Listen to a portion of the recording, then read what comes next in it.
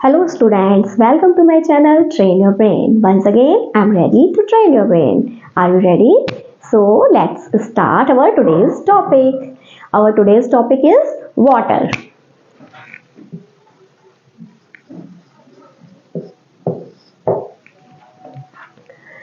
तो सबसे पहले ये क्वेश्चन होता है व्हाट इज वाटर। वाटर से आप सब लोग फैमिलियर हैं। आप सभी जानते हैं कि वाटर जो है एक useful and most common substance है जो हमारे चारों तरफ पाया जाता है। It is essential for life. All living things need water to live. ये सब आप जानते और समझते हैं। लेकिन अगर कोई आपसे पूछे कि व्हाट इज वाटर, वाटर है क्या, तो आप क्या बताएंगे कि वाटर जो है एक केमिकल कंपाउंड होता है। वाटर क्या होता है? कंपाउंड होता है, जो कि साइंटिफिक लैंग्वेज में इसको कंपाउंड बोलते हैं। और ये केमिकली किससे बना होता है? हाइड्रोजन प्लस ऑक्सीजन से बना होता है। इसका फॉर्मूला होता है H2O, जिसमें 2 हाइड्रोजन मॉलिक्यूल्स और एक ऑक्सीजन मॉलिक्यूल्स कंबाइन होकर कंपाउंड बनाते हैं। और इसका नेचर जो है वो कैसा होता है? न्यूट्रल। इसीलिए ये ड्रिंकिंग में यूज होता है। और ये टेस्टलेस, कलरलेस लिक्विड होता है, जो कि हम सभी को जीवित रहने के लिए जरूरी होता है।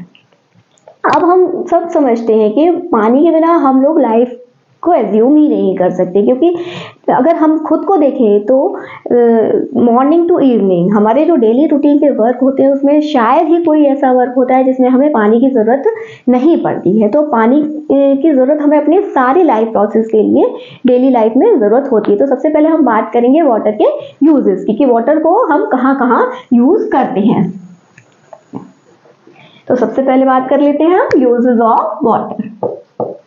यूजेस तो कुछ यूजेस मैं आपको यहाँ बताते चलूंगी, इसके बारे में हम लोग पॉइंट टू पॉइंट डिस्कस करते चलेंगे। तो सबसे पहले हम लोग डोमेस्टिक यूज की बात करते हैं, क्योंकि हमें रोज अपने घरों में पानी चाहिए होता है। तो डोमेस्टिक यूज यानी कि जो भी हम लोग अपना डेली रूटीन का वर्क करते हैं, अपने घरों में जो पानी की जरूरत हम पूरी करते हैं, उसी को बोला जाता है domestic use of water. Domestic use of water में हमें किस लिए? Washing clothes, washing utensils, cleaning home and bathing and drinking, ये सब काम के लिए हमें पानी चाहिए होता है डेली यूज में। इसीलिए हम इसको डोमेस्टिक यूज बोलते हैं। तो ये सब डोमेस्टिक यूज में हमें वाटर चाहिए होता है सुबह से शाम तक।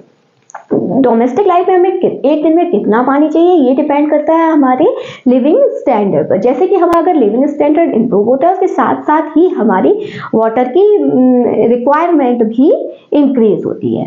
जैसे कि एग्जांपल देखिए, अगर कोई पर्सन कच्चा हाउस में रहता है तो उसको स्वीपिंग करना है डेली, लेकिन उसको मॉपिंग की जरूरत नहीं है, तो वहाँ उसको पानी नहीं चाहिए। और अगर कोई एक पक्का हाउस में रह रहा है तो उसको स्वीपिंग के साथ मॉपिंग भी डेली करना पड़ता है। तो इसलिए उसकी जो वाटर रिक्वायरमेंट है वो बढ़ जाती है। तो इसलिए ये डायरेक्टली जो है वो जुड़ा होता है हमारे लिविंग स्टैंडर्ड से। अगर हमारा लिविंग स्टैंडर्ड इंप्रूव हो रहा है तो वाटर की रिक्वायरमेंट भी इंक्रीज होती है उसके साथ ही।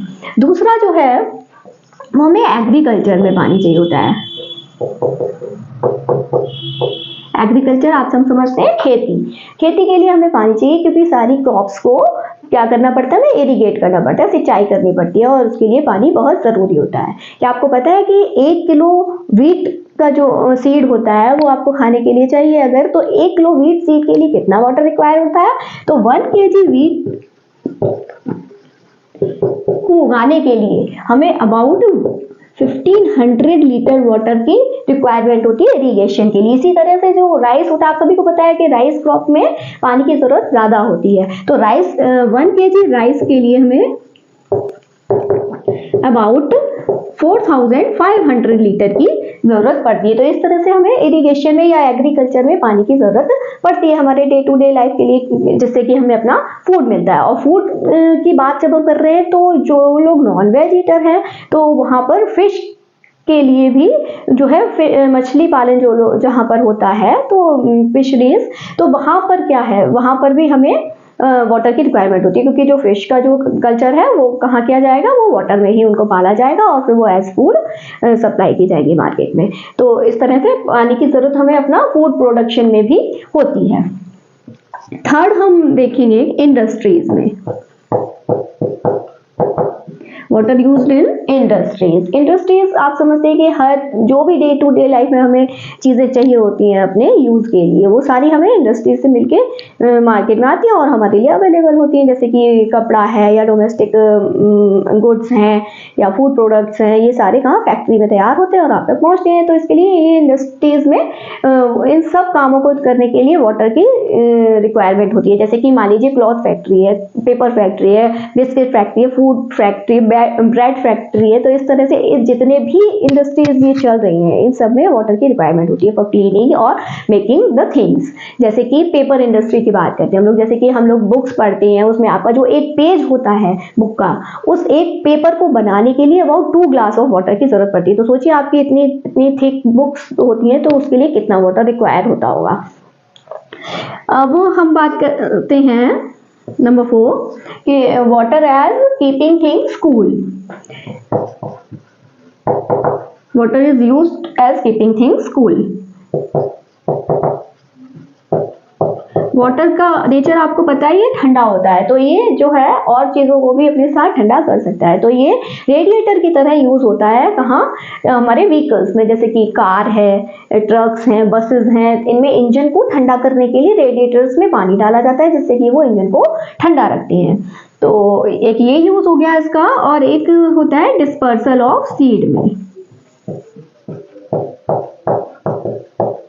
डिस्पर्सल ऑफ सीड आप समझते हैं कि सीड्स का, ये फूड ग्रेन्स वगैरह होते हैं कि सीड्स का एक जगह से दूसरी जगह पहुंचना। तो जो भी प्लांट्स रिवर बैंक या सी शोर पर पाए जाते हैं तो उनके सीड्स के डिस्पर्सल में, यानी एक जगह से दूसरी जगह उनके सीड्स को पहुंचाने में वाटर रिक्वायरमेंट होता है। जैसे कि एग्जांपल लेंगे हम कोकोनट ट्री का। कोकोनट ट्री कहाँ होते हैं आपको पता है, रिवर बैंक्स पर या फिर सी शोर पर पाए जाते हैं ये।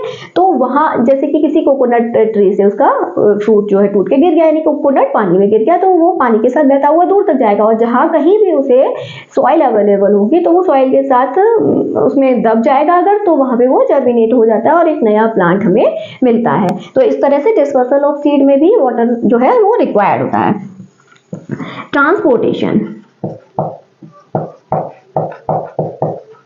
ट्रांसपोर्टेशन में भी वाटर रिक्वायर होता है। आपको पता है वाटर ट्रांसपोर्टेशन में जैसे कि सामान को या फिर पैसेंजर्स को एक जगह से दूसरी जगह ट्रांसपोर्ट करने के लिए हम क्या करते हैं, शिप या बोट्स जो है सेल होती है वाटर में, तो वो उसके लिए भी वाटर रिक्वायर है ना। एक जगह से एक देश से दूसरी देश तक कई तरह का सामान जो है वो ट्रांसपोर्ट किया जाता है, तो ये वाटर जो है ट्रांसपोर्ट में भी रिक्वायर्ड होता है। And seventh last but not the least, water is used as to generate electricity.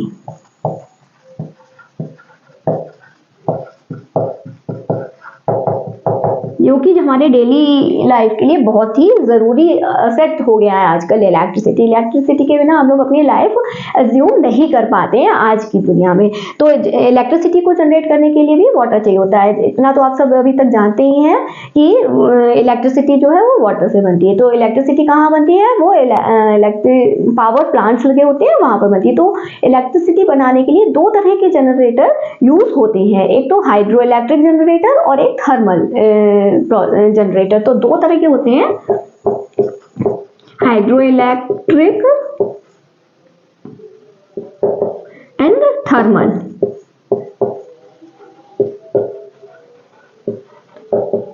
दो तरह के जनरेटर्स होते हैं, तो उनसे जो जनरेट की जाती है। तो हाइड्रो इलेक्ट्रिक प्लांट्स जो होते हैं उनमें क्या होता है कि ऊंचे ऊंचे डैम्स होते हैं, वहां पर वाटर को कलेक्ट किया जाता है और फिर बहुत ऊंचाई से पानी को नीचे गिराया जाता है, और नीचे साइड जो है वो टरबाइंस लगी होती हैं जनरेटर की। तो जो ऊपर से पानी गिरता हुआ आता है उसके फोर्स से वो टरबाइंस जो है मूव करना शुरू कर देती हैं, और उन टरबाइंस के मूव करने की वजह से जनरेटर स्टार्ट हो जाते हैं और वहां इलेक्ट्रिसिटी प्रोड्यूस करना शुरू कर देते हैं।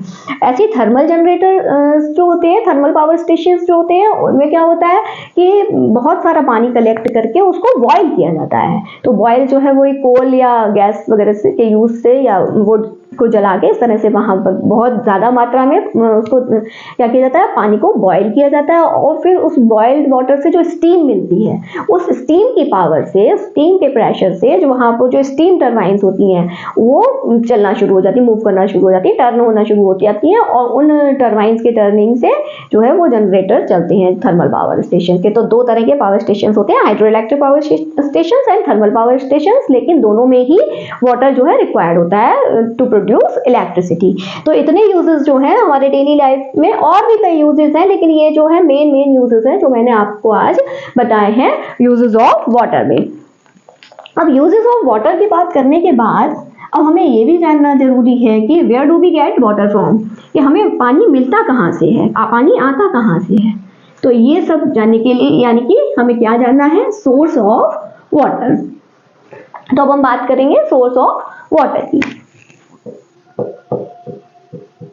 सोर्सेस की बात कर लेते हैं। तो सोर्सेस की बात करने से पहले हम ये समझते हैं कि वाटर जो है अर्थ पर कितना वाटर पाया जाता है। तो जो अर्थ सरफेस होती है, मान लीजिए उसको अगर हम परसेंटेज के हिसाब से या ग्राफ के हिसाब से देखेंगे तो जो 2/3 पार्ट, मान लीजिए इक्वल 3 पार्ट्स जो कि है अगर हमने अर्थ के, तो मोर देन 2/3 पार्ट, यानी कि ये जो 2 पार्ट है इससे भी थोड़ा ज्यादा, मोर देन 2/3 पार्ट, यानी ये मोर देन 2/3 पार्ट इतना हो गया ना, और ये बचा हुआ पार्ट, तो मोर देन 2/3 पार्ट में जो है वाटर है, बाकी बचे हुए पार्ट में अर्थ में क्या है, लैंड है। तो अगर परसेंटेज के हिसाब से देखें तो अबाउट 71% पोर्शन में अर्थ के वाटर होता है और अबाउट 29% जो है वो लैंड पार्ट होता है।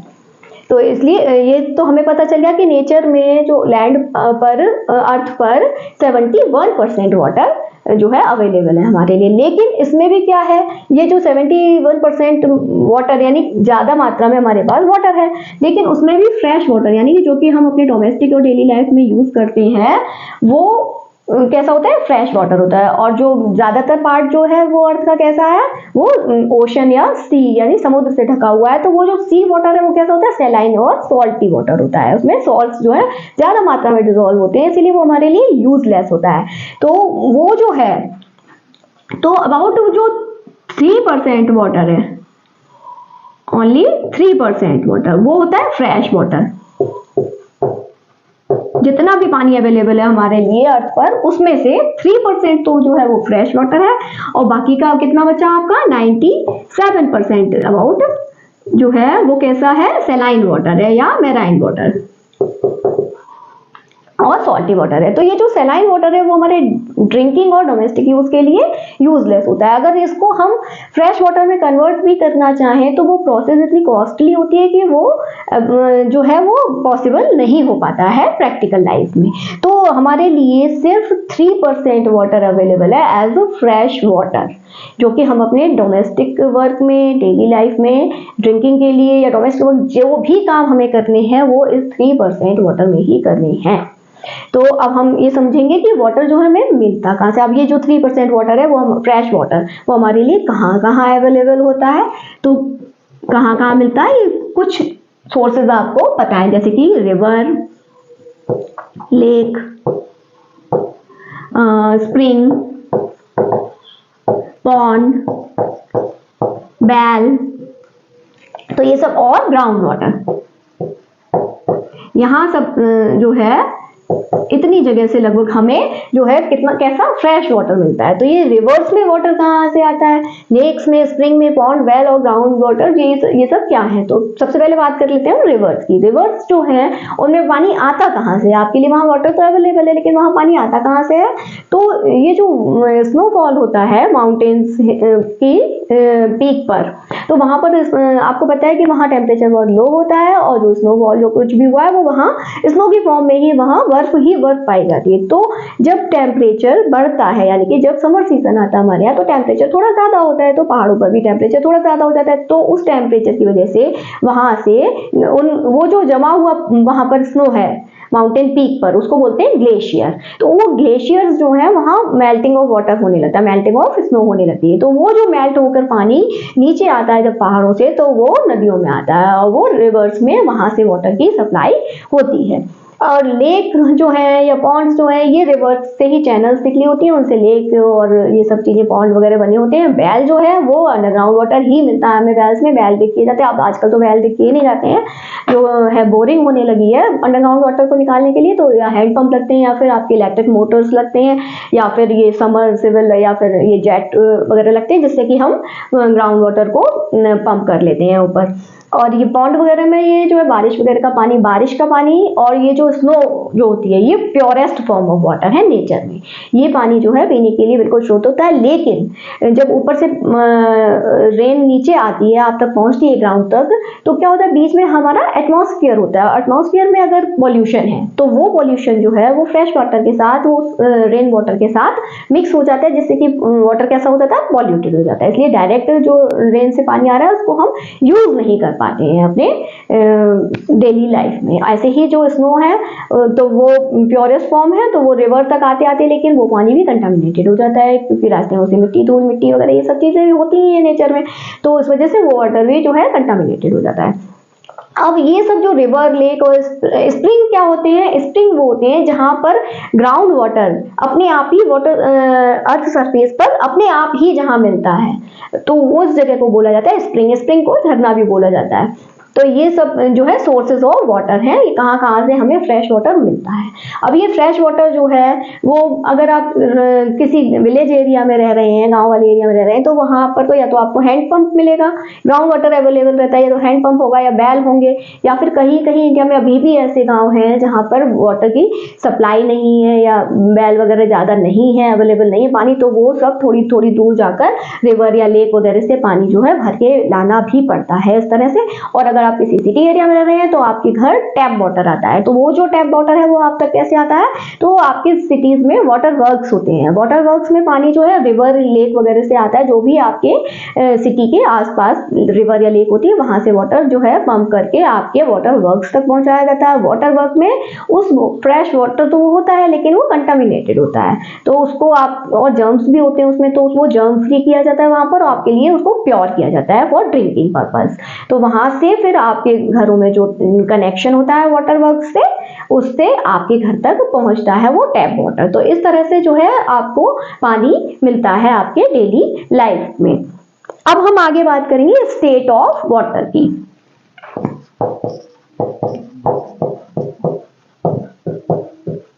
स्टेट ऑफ वाटर आप सभी समझते हैं ना, नेचर में कोई भी मटेरियल होता है वो कितनी स्टेट्स में पाया जाता है, 3 स्टेट्स में। कौन कौन सी, solid, liquid and gas. 3 form में कोई भी मटेरियल पाया जाता है, लेकिन वाटर एक ऐसा सब्सटेंस है जो इन तीनों ही फॉर्म में अवेलेबल होता है हमारे लिए। एग्जांपल भी आप इसके अच्छी तरह समझते हैं कि अगर आप घर में किसी बाउल में पानी लेंगे और उसको रेफ्रिजरेटर में, फ्रीजर में रख देंगे, तो आप क्या देखेंगे, कुछ घंटों में वो वाटर जो है वो आइस में चेंज हो जाता है। तो ये जो आइस और स्नो होती है ये वाटर की सॉलिड फॉर्म होती है, आइस एंड स्नो, ये वाटर की सॉलिड फॉर्म होती है। लिक्विड फॉर्म जो आपको नॉर्मल वाटर दिखाई देता है। जनरली जब हम वाटर की बात करते हैं तो हमारे दिमाग में लिक्विड फॉर्म ही आती है, क्योंकि वाटर जो है नेचर में लिक्विड फॉर्म में ज्यादा मिलता है हमें। या फिर तीसरी फॉर्म होती है वो गैसियस फॉर्म होती है, स्टीम। जब भी हम वाटर को बॉईल करेंगे या गर्म करेंगे तो क्या होता है, ये वाटर जो है उसकी वेपर बन जाती है, हिंदी में बोलते हैं भाप बन जाती है, वाष्प बन के नेचर में आ जाता है, तो उस चीज को बोलते हैं स्टीम या गैस, या वाटर वेपर बोलेंगे या स्टीम बोलेंगे, वाटर वेपर। तो ये तीनों फॉर्म जो है वो एक दूसरे में चेंज हो सकती हैं, ये तीनों फॉर्म वाटर की। तो वो किस तरह चेंज कर सकते हैं हम इसको ये समझेंगे हम। तो नॉर्मल टेम्परेचर पर जो वाटर है वो कैसा होता है, लिक्विड फॉर्म में ही होता है। नॉर्मल टेम्परेचर मतलब आपका ये रूम टेम्परेचर से लेके और जब तक आप बॉइलिंग पॉइंट तक वाटर को नहीं ले जाएंगे, तो ये बॉइलिंग पॉइंट तक वाटर जो है वो आपको मिल जाएगा लिक्विड फॉर्म में। और जैसे ही बॉइलिंग पॉइंट कितना होता है वाटर का, 100 डिग्री सेंटीग्रेड। तो 100 डिग्री सेंटीग्रेड तक अब आपने बॉईल करना शुरू किया तो इसका स्टीम फॉर्मेशन कम टेम्परेचर पर भी होने लगता है, लेकिन जब आप 100 डिग्री टेम्परेचर पर बॉईल कर रहे हैं वाटर को, तो वो पूरी तरह से जो है स्टीम में चेंज हो जाएगा, यानी पूरा पानी आपका धीरे धीरे बॉईल होकर वाटर वेपर में चेंज हो जाएगा। तो अब यहाँ पर हम फॉर्म ये कैसे कन्वर्ट करते हैं एक दूसरे को, एक दूसरी स्टेट्स में वाटर को, ये समझ लेते हैं। तो जब भी हम लिक्विड, आइस है जो कि सॉलिड फॉर्म है, जब आइस को हम क्या करेंगे, हीट अप करेंगे, यानी इसको हीट देंगे हम थोड़ी सी, तो ये किसमें चेंज हो जाएगी, वाटर में। और वाटर को अगर हम हीट करते हैं तो ये किस में चेंज हो जाता है, वाटर वेपर में या स्टीम में, यानी कि हीट करने से सॉलिड फॉर्म से लिक्विड फॉर्म में आ जाता है वाटर, और वाटर फॉर्म लिक्विड फॉर्म को हीट करने से गैसियस फॉर्म में आ जाता है। अब अगर आपको गैस फॉर्म से लिक्विड फॉर्म बनाना है तो आपको क्या करना पड़ेगा, इसको कूल डाउन करना पड़ेगा, यानी कि इसको ठंडा करना पड़ेगा। तो जब आप वाटर वेपर को कूल डाउन करेंगे तो ये वापस से वाटर में चेंज हो जाती हैं, और जब वाटर को आप फिर और कूल करेंगे तो वो जो है आइस बन जाती है, जो कि आप फ्रिज में देखते ही आपके बन जाती है। तो ये जो हीटिंग वाली प्रोसेस है इसको हम क्या बोलते हैं, evaporation. Evaporation of water and condensation, ये कूल डाउन वाली जो प्रोसेस होती है इसको बोलते हैं कंडेंसेशन। कंडेंसेशन ऑफ वाटर, यानी कंडेंसेशन से हम स्टीम को वाटर में चेंज कर सकते हैं, और इवेपोरेशन से हम वाटर को स्टीम में चेंज कर सकते हैं। तो ये जो है, ये आपको इतना समझ में आया कि किस तरह से एक स्टेट से दूसरी स्टेट में चेंज किया जा सकता है वाटर को। तो आज जो है वाटर के बारे में इतना ही। अब नेक्स्ट वीडियो में आपके लेकर आऊंगी वाटर साइकिल की। तो आज का ये वीडियो आपको कैसा लगा है मुझे जरूर बताइए कमेंट करके। अगर अच्छा लगा है तो लाइक कीजिए, अपने फ्रेंड्स के साथ शेयर भी कीजिए। अगर आप चैनल पर नए हैं तो सब्सक्राइब जरूर कीजिए और बेल आइकन को हिट कीजिए, जिससे आने वाले वीडियोस की नोटिफिकेशन आपको मिलते रहेंगे। तो मिलूंगी आपसे नेक्स्ट वीडियो में, तब तक के लिए पढ़ते रहिए, क्योंकि पढ़ेगा इंडिया तभी तो बढ़ेगा इंडिया। नमस्ते।